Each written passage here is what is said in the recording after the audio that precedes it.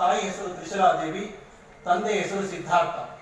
ಅವರ ಮಗನಾಗಿ ಜನಿಸಿದ ವರ್ಧಮಾನ ಮಹಾವೀರ 72 ವರ್ಷಗಳ ಕಾಲ ಬಾಳಿ ಬದುಕಿದವರು. ಅವರ ತಂದೆ ಅವರಿಗೆ ಹೆಸರಿಟ್ಟಿದ್ದು ವರ್ಧಮಾನ ಅಂತ ಹೆಸರಿಟ್ಟಿದ್ರು, ಮತ್ತೆ ಸನ್ಮತಿ ಅಂತ ಅವ್ರಿಗೆ ಹೆಸರಿತ್ತು. ತಮ್ಮ ಜೀವನದಲ್ಲಿ ಅವರು ಅಂದ್ರೆ ಅದು ವರ್ಧಮಾನ ಅನ್ನೋ ಹೆಸರು ಎಷ್ಟು ವರ್ಷಗಳ ಕಾಲ ಉಗ್ರವಾದ ತಪಸ್ಸನ್ನ ಮಾಡಿ ನಮ್ಮ ಬದುಕಿಗೆ ಬೇಕಾದಂತಹ ತತ್ವಗಳನ್ನು ಅವರು ಬೋಧನೆ ಮಾಡಬಹುದು. ಸೊ ಅವರು ವರ್ಧಮಾನ ಇವತ್ತಿಗೂ ಪ್ರವರ್ಧಮಾನವಾಗಿ ಇದ್ದಾರೆ.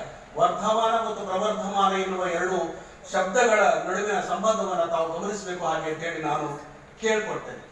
ಮಹಾವೀರರ ಬೋಧನೆಯ ಕೇಂದ್ರದಲ್ಲಿ ಇರುವುದು ಬಹಳ ದೊಡ್ಡದಲ್ಲ, ಆದರೆ ಮನೆ ಮನೆಗಳಲ್ಲಿ ಕುಟುಂಬಗಳಲ್ಲಿ ಕೂಡ ಭಿನ್ನಾಭಿಪ್ರಾಯ, ಅಸಮಾಧಾನ, ಅತೃಪ್ತಿ ತಾಂಡವವಾಡ್ತಾ ಇರ್ತದೆ. ಹಾಗೆ ನೋಡಿದರೆ ಎಲ್ಲಿಯೂ ಸಮಾಧಾನ, ಶಾಂತಿ ಮತ್ತು ನೆಮ್ಮದಿ ಅನ್ನೋದು ಇರೋದೇ ಇಲ್ಲ ಅಂತ ಕಾಣ್ತದೆ. ಮಹಾವೀರರು ಲೋಕದಲ್ಲಿದ್ದ ಈ ದುಃಖವನ್ನು ನೋಡಿ ಅಹಿಂಸೆಯ ತತ್ವವನ್ನು ಅವರು ಬೋಧನೆ ಮಾಡಿದರು. ಜಗತ್ತಿಗೆ, ದೇಶಕ್ಕೆ, ಸಮಾಜಕ್ಕೆ, ಕುಟುಂಬಕ್ಕೆ ಶಾಂತಿ ಬೇಕು ಅಂತ ಅವರಿಗೆ ಗೊತ್ತಿತ್ತು.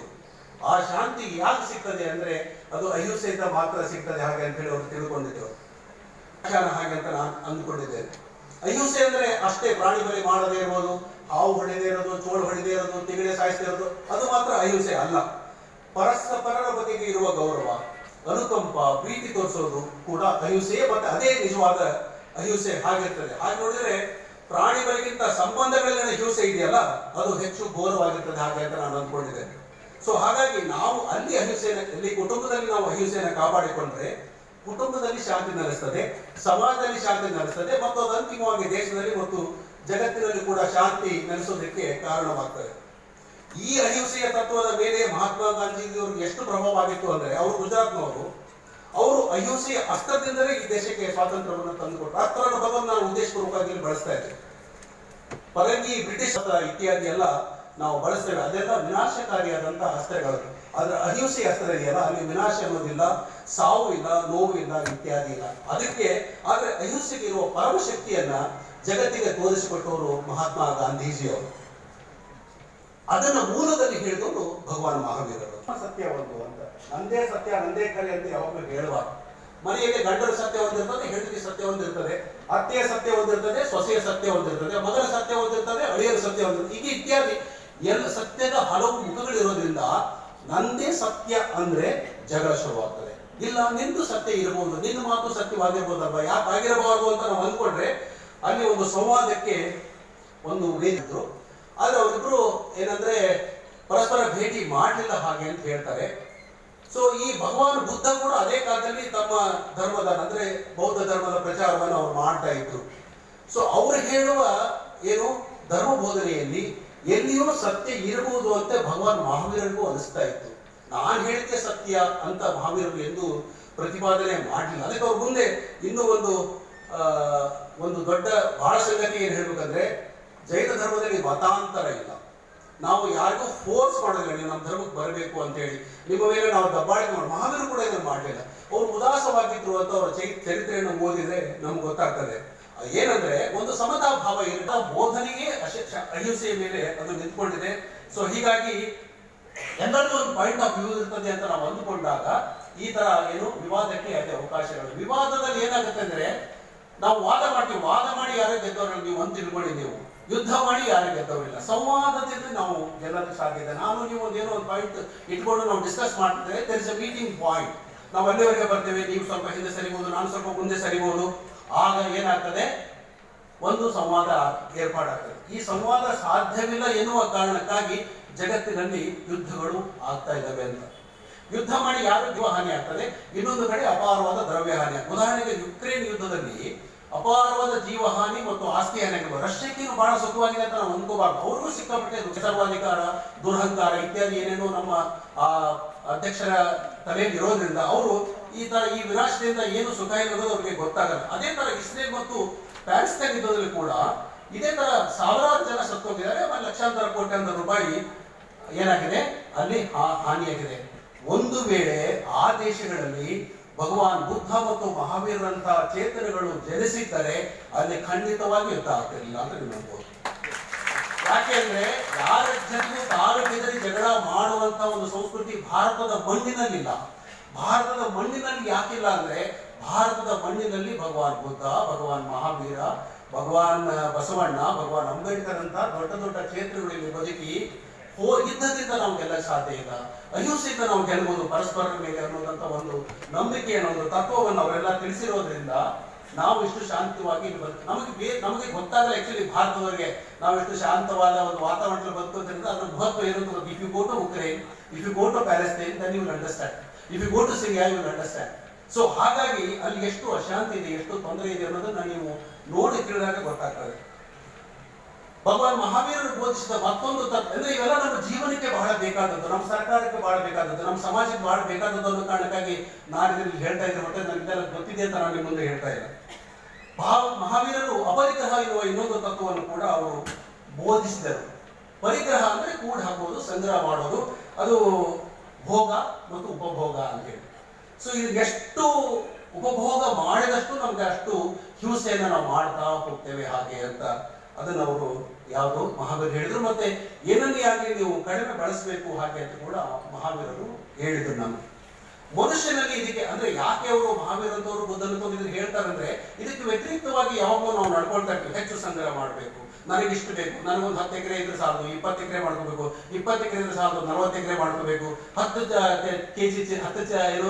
ಗ್ರಾಮ್ ಚಿನ್ನ ಇದ್ರೆ ಸಾಲದು 20 ಗ್ರಾಮ್ ಮಾಡ್ಬೇಕು, ಇತ್ಯಾದಿ ನಾವು ಅದನ್ನು ಗಳಿಸ್ತಾ ಹೋಗ್ತಿರ್ತೇವೆ. ಯಾಕೆಂದ್ರೆ ಬೇಕು ಅನ್ನೋದಕ್ಕೆ ಅದಕ್ಕೆ ಕೊನೆ ಅನ್ನೋದಿರೋದಿಲ್ಲ. ಹೀಗಾಗಿ ಅತ್ಯಂತ ಬಡವ ಯಾರು ಅಂದ್ರೆ ಅತ್ಯಂತ ಧನಿಕನಾದವನೇ ಅತ್ಯಂತ ಬಡವನಾಗಿರ್ತಾನೆ. ಅವನ ಗಳಿಸುವ ಸಂಗ್ರಹಿಸುವ ಒಂದು ದಾಹಕ್ಕೆ ಆಸೆಗೆ ಕೊನೆ ಅನ್ನೋದೇ ಇರೋದಿಲ್ಲ. ಸೊ ಈ ಧನಿಕರಿಗೆ ನಾವು ಬಕಾಸುರನ ಹಸಿವು, ಬಕಾಸುರ ಅಂತ ಮಹಾಭಾರತದ ಕಥೆಯನ್ನು ತಾವು ವಿರಾಟ್ ನಗರದಲ್ಲಿ ತಾವು ಓದಿದ್ದೀರಿ, ಏಕಚಕ್ರ ನಗರದಲ್ಲಿ ತಾವು ಕೇಳಿದಿರಿ. ಅವನಿಗೆ ಅಂಥ ಧನಿಕನಿಗೆ ಬಕಾಸುರನ ಹಸಿವು ಇರ್ತದೆ.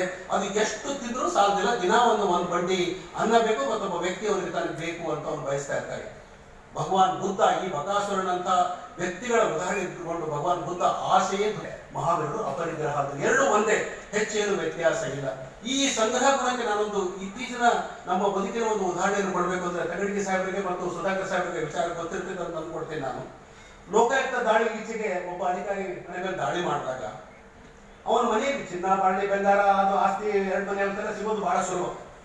400 ಬ್ಲೇಜರ್ಗಳು ಬ್ಲೇಜರ್ ಅಂದ್ರೆ ಕೋಟ್ ಯಾರ ಮನೆಯಲ್ಲಿ ಒಬ್ಬ ಅಧಿಕಾರಿ ಮನೆ ನಿಮ್ಮ ಸರ್ಕಾರದ ಸಿಕ್ಕಿರು. ಅಲ್ಲ ಎಲ್ಲ ಸರ್ಕಾರದಲ್ಲೂ ಇಲ್ಲ ಇಲ್ಲ ಇಲ್ಲ ರಾಯಣ್ಣ ಹೇಳಿದ್ರೆ ಎಲ್ಲಾ ಸರ್ಕಾರದಲ್ಲೂ ಭ್ರಷ್ಟಾಚಾರ ಅಂತ ಹೇಳಿದ್ದಾರೆ. ರಾಜಕೀಯ ವಾತಾವರಣ ಹೇಳಿದ್ದಾರೆ ಮಾತಾಡಿದ್ದಾರೆ. ಸೊ 400 ಬ್ಲೇಜರ್ ಸಿಕ್ಕಿದ್ದು. ಯಾರು ತಮ್ಮ ಕಚೇರಿಗೆ ದಿನ ಕೋಟ್ ಹಾಕೊಂಡು ಬರೋದಿಲ್ಲ. ಹಾಕೊಂಡು ಬಂದ್ರೆ ಕೂಡ 365 ಸಾಕು, 400 ಯಾಕೆ ಬೇಕು? ಇದು ಯಾಕಂದ್ರೆ ಬಂಡಿ ಅನ್ನ ತಿನ್ನುವ ಬಕಾಸುರನ ವಂಶಜರು ನಮ್ಮ ಸರ್ಕಾರದಲ್ಲಿ ಸೇರ್ಕೊಂಡಿದ್ದಾರೆ ಅನ್ನೋ ಕಾರಣಕ್ಕೆ ಇಂಥವ್ರನ್ನ ಇಟ್ಟುಕೊಂಡು ಆಸೆಯ ದುಃಖಕ್ಕೆ ಮೂಲ. ನೀವು ಬಂಡಿ ಅನ್ನ ತಿನ್ನಕ್ಕೆ ಸಾಧ್ಯ ಇಲ್ಲ, ನೀವು ಬಕಾಸುರಲ್ಲ. ಎಷ್ಟು ಬೇಕು ಅಷ್ಟು, ಇಷ್ಟು ತಿಂತೀವಿ ನಾವು ಅನ್ನ, ಇಷ್ಟು ಅನ್ನ ತಿನ್ನಕ್ಕೂ ಆಗಲ್ಲ. ಸೊ ಹಂಗೆ ಮಾಡಬೇಡಿ ನೀವು, ಹಂಗೆ ಮಾಡಿದ್ರೆ ನೀವು ಪರಪೀಡಕರಾಗ್ತೀರಿ ನೀವು ಅನ್ನೋ ಒಂದು ತತ್ವವನ್ನ ಅಪರಿಗ್ರಹ ತತ್ವವನ್ನು ಹೇಳ್ತದೆ. ಇದನ್ನು ಜೈನರು ಕ್ಷುದೆ ಎನ್ನುವುದಂತ ಒಂದು ಕ್ಷುಧಾರೋಗಸ್ಯ ನಿವಾರಣಾಯ ಅಂತ ಹೇಳಿ ನಾವು ಏನ್ ಮಾಡ್ತೇವೆ, ರಾಮಬಾಣ ವಿನಾಶನ ಪುಷ್ಪಂ ನಿರೂಪಕ ಸ್ವಾಮಿ ಅಂದಂಗೆ ಕ್ಷುಧಾರೋಗ ನಿವಾರಣಾಯ ಅಂತ ಹೇಳಿ ನಾವು ನೈವೇದ್ಯವನ್ನು ದೇವರಿಗೆ ಅರ್ಪಣೆ ಮಾಡ್ತೇವೆ. ಎಷ್ಟು ಕಡಿಮೆ ಆದ್ರೂ ಅಷ್ಟು ಕಡಿಮೆ ಮಾಡಬೇಕು ಅಂತ ಹೇಳಿ ಈಗ ನಮ್ಮ ಸ್ವಾಮೀಜಿಯವರು, ನಾನು ಮೇಡಮ್ ಅವ್ರಿಗೆ ಮುಂದೆ ಹೇಳ್ತಾ ಇದ್ದೆ, ಒಂದೇ ಹೊತ್ತು ಊಟ ಮಾಡ್ತಾರೆ ಹೋಗೋ ಅಂತ ಹೇಳಿ, ಒಂದೇ ಹೊತ್ತು ನೀರು ಕುಡಿತಾರೆ. ಮುಂದೆ ನಮ್ಮ ದೇವ್ರ ಮುಂದೆ ತಗಡಿಗೆ ಸಾಹೇಬ್ರೆ, ನಮ್ಮ ದೇವರ ಮುಂದೆ ನಿಂತ್ಕೊಂಡು ನಾನು ಆಸ್ತಿ ಕೊಡು, ಒಂದು ಮಗು ಕೊಡು, ಗಂಡು ಮಗು ಕೊಡು, ನಾವೇನು ಕೇಳೋದಿಲ್ಲ.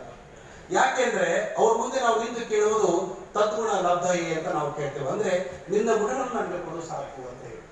ಈಗ ಒಂದು ಗಂಡು ಮಗು ಕೇಳಿದ್ರೆ ದೇವ್ರು ಗಂಡು ಮಗು ಕೊಡಿದ್ರೆ ಹೆಣ್ಣು ಮಗು, ಅದು ಏನಾಗ್ತದೆ, ಗಂಡು ಮಗು ಕೊಟ್ಟಾದ್ರೆ ಹೆಣ್ಣು ಮಗು ಕೇಳ್ಬೇಕಂತ ಅನ್ಸ್ಬೋದು ನಮ್ಗೆ.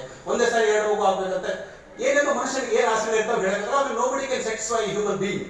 ಸೊ ಹಾಗಾಗಿ ಅದಕ್ಕಿಂತ ತದ್ಗುಣ ಲಬ್ಧಯಿ ಅಂತ ನಾವು ಕೇಳಿದ್ರೆ ನಮಗೆ ನಿಮ್ಮ ಗುಣಗಳು ನಮಗೆ ಲಭಿಸಲಿ, ಪ್ರಾಪ್ತವಾಗಲಿ ಅಂತ ಕೇಳಿದ್ರೆ ನಾನು ನಿನ್ನ ಹಾಗೆ ಎಲ್ಲ ರಗಗಳನ್ನು ಜಯಿಸಿದಂತ ಒಬ್ಬ ವ್ಯಕ್ತಿ ಆಗಲಿ ಅಂತ ಹೇಳಿ ಮನುಷ್ಯನ ಅಂತಿಮ ಗುರಿ ಅದೇ ಆಗಿರಬೇಕು ಹಾಗೆ ಅಂತ ಹೇಳಿ ನಾವೆಲ್ಲರೂ ಭಾವಿಸಿದ್ದೇವೆ. ಮಹಾವೀರರು ಹೇಳಿದ್ದು ಬದುಕಲು ಬಿಡು ಎಂಬ ಒಂದು ಬಹಳ ದೊಡ್ಡ ತತ್ವವನ್ನ, ಅದು ಕೂಡ ಅಹಿಂಸೆಯ ಮತ್ತು ಏನೋ ಆಧಾರಿತವಾದಂತಹ ಒಂದು ಮೌಲ್ಯವಾಗಿದೆ. ಇದು ನೀರು ಮಾತ್ರ ಬದುಕುವುದಲ್ಲ, ಪೃಥ್ವಿಯ ಮೇಲೆ ನೀರು ಮಾತ್ರ ಬದುಕೋದಕ್ಕೆ ಇರೋದಲ್ಲ, ಇನ್ನೊಬ್ಬರನ್ನು ಬದುಕಲು ಬಿಡಬೇಕು ನೀರು ಅಂತ ಹೇಳಿ ಅವ್ರು ಹೇಳಿದ್ದೇನೆ. ಲಿವ್ ಅಂಡ್ ಲೆಟ್ ಲಿವ್ ಅಂತ ಹೇಳಿ ನಾವು ಒಂದು 3 ಶಬ್ದಗಳ ಪದ ಇದೆ, ಲಿವ್ ಅಂಡ್ ಲೆಟ್ ಲಿವ್, 4 ಪದಗಳನ್ನು ಇಟ್ಕೋಬಹುದು. ಇದನ್ನ ಇದು ನಾವೆಲ್ಲರೂ ಅರ್ಥ ಮಾಡ್ಕೊಂಡ್ರೆ ನೋಡಪ್ಪ ಅವನು ಬದುಕಬೇಕು, ನಾನು ಬದುಕಬೇಕು, ಸೊ ಅವನಿಗೂ ಅಷ್ಟೇ ಹಕ್ಕಿದೆ ಈ ಭೂಮಿ ಮೇಲೆ ಬದುಕೋದಕ್ಕೆ, ನನಗೂ ಅಷ್ಟೇ ಹಕ್ಕಿದೆ ಅಂತ ಅಂದ್ಕೊಂಡಾಗ ದರ್ ವಿಲ್ ನೋ ಡಿಸ್ಪ್ಯೂಟ್ ಅಂತ ಅನ್ಸುತ್ತೆ. ಜಗಳ ಬೆಳಿಗ್ಗೆ ಕೂಡ ನಾನು ಸ್ವಾಮಿಗಳಿಗೆ ಹೋಗಿದ್ದೆ, ಗೌರವ ಜೊತೆಗೆ ಹೋಗಿದ್ದೆ, ಅಲ್ಲೂ ಕಾರ್ಯಕ್ರಮದಲ್ಲಿ ಭಾಗವಹಿಸಿದ್ದೆ. ರಾಜ್ಯಪಾಲರು ಬಹಳಷ್ಟು ಉತ್ತಮವಾಗಿ ಮಾತನಾಡಿದ್ರು. ಅವ್ರು ಹೇಳಿದ್ರು, ಅವ್ರು ಮಧ್ಯಪ್ರದೇಶದವರು ಆದರೂ ಕೂಡ ಅವ್ರು ಹೇಳಿದ್ರು ಭಾಷಣದಲ್ಲಿ, ನಾನು ಸುಮಾರು 15-20 ವರ್ಷದಿಂದ ಈ ಜೈನ ಧರ್ಮದ ಪ್ರಭಾವಕ್ಕೆ ಈಡಾಗಿ ನಾನು ಯಾವತ್ತೂ ಸಹ 20 ವರ್ಷದಿಂದ ಮೊಟ್ಟೆ ತಿನ್ನುವುದನ್ನು ತಿಂತಾ ಇಲ್ಲ. ನಾನು ನಮ್ಮ ಬಾವುಟ ಏನಿದೆ ಧರ್ಮದ್ದು, ಆ ಬಾವುಟನ್ನು ಕೂಡ ನಾನು ಹಾಕಿದ್ದೇನೆ. ಸಾಯಂಕಾಲದ ಮೇಲೆ ನಾನು ಊಟ ಮಾಡೋಲ್ಲ, ನಮ್ಮ ಮತನ ಭಾಷಣದಲ್ಲಿ ಪ್ರಸ್ತಾಪ ಮಾಡೋದು. ಅಂದರೆ ಜೈನ ಧರ್ಮದ ಏನು ತಳಹದಿಯಾಗಿದೆ ಅಹಿಂಸೆ, ಅದು ಬೇರೆ ಜನಾಂಗದ ಮೇಲೂ ಸಹ ಪ್ರಭಾವ ಬೀರಬಲ್ಲದು. ಅದನ್ನ ಅಡಾಪ್ಟ್ ಮಾಡಿಕೊಂಡ್ರೆ ಅದನ್ನ ರಾಜ್ಯಪಾಲರು ಆತ್ಮೀಯರು ಮಿತ್ರರು ಆದಂತ ಲೇಯರ್ ಸಿಂಗ್ ಸಾಹೇಬ್ರೆ ಹಾಗೂ ನಿಮಗೆಲ್ಲರಿಗೂ ಉಪನ್ಯಾಸವನ್ನು ಮಾಡಿದಂತ ಹಿರಿಯ ಪತ್ರಕರ್ತರು ಆತ್ಮೀಯರು ಆದಂತ ಶ್ರೀ ಪದ್ಮರಾಜ್ ದಂಡಾವತಿ ಅವರೇ ಹಾಗೂ ಸಾಮಾನ್ಯ ಜನರ ಕಷ್ಟಗಳಿಗೆ ಮಿಡಿಯುವಂತವ್ರು ಯಾರಾದ್ರೆ ಅದು ಮಹಾವೀರರು ಅನ್ನೋ ಮಾತನ್ನ ಇಲ್ಲಿ ಹೇಳ್ಬೇಕಾಗುತ್ತೆ. ಇಂಥ ಮಹಾಪುರುಷರು, ಈ ಮಹಾಪುರುಷರ ಹುಟ್ಟಿದ್ದು ಇನ್ನೇಗ ನಮ್ಮ ಪದ್ಮರಾಜ್ ಇವ್ರು ಏನಾಗ್ಬಿಟ್ಟಿದ್ದಾರೆ ಅಂದ್ರೆ ಜಾತಿಗೆ ಸೀಮಿತವಾದಂತ ಜಯಂತಿಗಳ ಆಗ್ತಾ ಇದೆ. ಇದು ಆಗ್ಬಾರ್ದು. ಆ ಪುಣ್ಯಾತ್ಮರು ಹುಟ್ಟಿದ್ದಕ್ಕೆ ನಾವು ಈ ಬಹಳ ನೆಮ್ಮದಿಯಿಂದ ಇರೋದು. ಅವ್ರು ಹೇಳಿದ್ರು, ಇಸ್ರೇಲ್ದೊಳಗ ಬೇರೆ ಬೇರೆ ದೇಶದೊಳಗ ಯುದ್ಧಗಳು ಯಾಕೆ ಆಗ್ತಾ ಇದಾವೆ ಅಂದ್ರೆ ಇಂಥ ಮಹಾನ್ ಪುರುಷರು ಒಂದು ಸಂದೇಶವನ್ನ ಅಲ್ಲಿ ಸಾರಲಿಲ್ಲ. ನಮ್ಮ ಭಾರತ ದೇಶಕ್ಕೆ ಎಲ್ಲಾ ಸಂದೇಶವನ್ನ ಸಾರಿದ್ದಕ್ಕೆ ನಾವು ಇವತ್ತು ನೆಮ್ಮದಿಯ ಬದುಕನ್ನು ಬಾಳ್ತಾ ಇದ್ದೀವಿ. ಅದಕ್ಕಂದ್ರೆ ಈ ಮಹಾಪುರುಷರ ಪುಣ್ಯದ ಫಲದಿಂದ ನಮ್ಮ ಮಾತನ್ನು ಬಂಧುಗಳು, ಇವತ್ತ ಇಂಥ ಮಹಾಪುರುಷರ ಜಯಂತಿ ಮಾಡೋದ್ರ ಮುಖಾಂತರ ನಮ್ಮ ಎಲ್ಲ ಇವತ್ತು ಇವ್ರು ಏನೇನ್ ಮಾಡಿದ್ರು ಅಂತಂದ್ರೆ ಅಹಿಂಸೆ ಮತ್ತಿದ್ರ ಜೊತೆಗೆ ಬಲಿ ಕೊಡುವಿಕೆ, ಸ್ತ್ರೀಯರನ್ನ ಶೋಷಣೆಯ ವಿಚಾರದಲ್ಲಿ ಬದಲಾವಣೆಯ ಅಂದಾಚಾರಗಳನ್ನು ತಡೆದು ಮೂಢನಂಬಿಕೆಗಳಿಗೆ ಮೂಢನಂಬಿಕೆಯಿಂದ ಹೊರಬರುವಂತ ಸಂದೇಶವನ್ನ ಸಾರಿದರು ಮಹಾವೀರರು ಅನ್ನೋ ಮಾತನ್ನು.